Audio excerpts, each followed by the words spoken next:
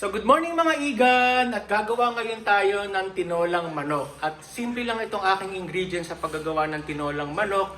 At sana magustuhan nyo. Mali pala, tahong pala. Tinolang tahong.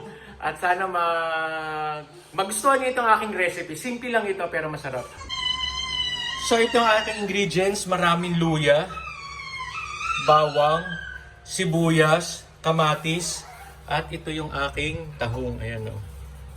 Yan lang. At of course, mantika at igigisa natin siya dito. So inaano ko pa lang yung aking kawali. So yan, ginisa na natin yung luya. Maraming luya yan.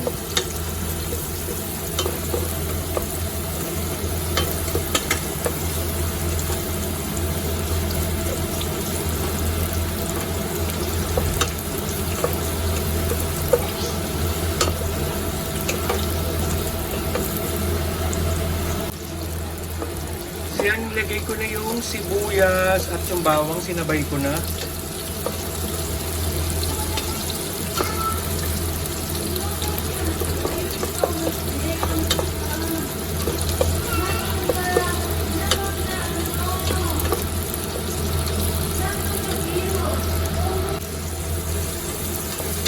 So nilagay ko na yung kamatis, ayan. Tapos next na natin yung tahong.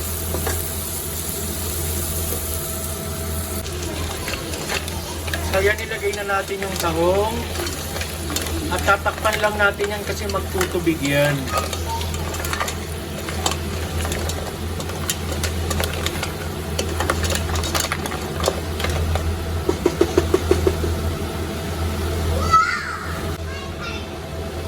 So yan mga iga, nilagyan ko yan ng 2 basong tubig.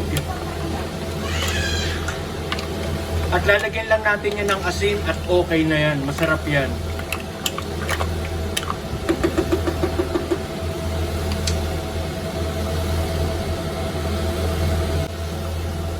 So okay na yun mga igan, ito na yung ating finished product. Yan, sarap yan.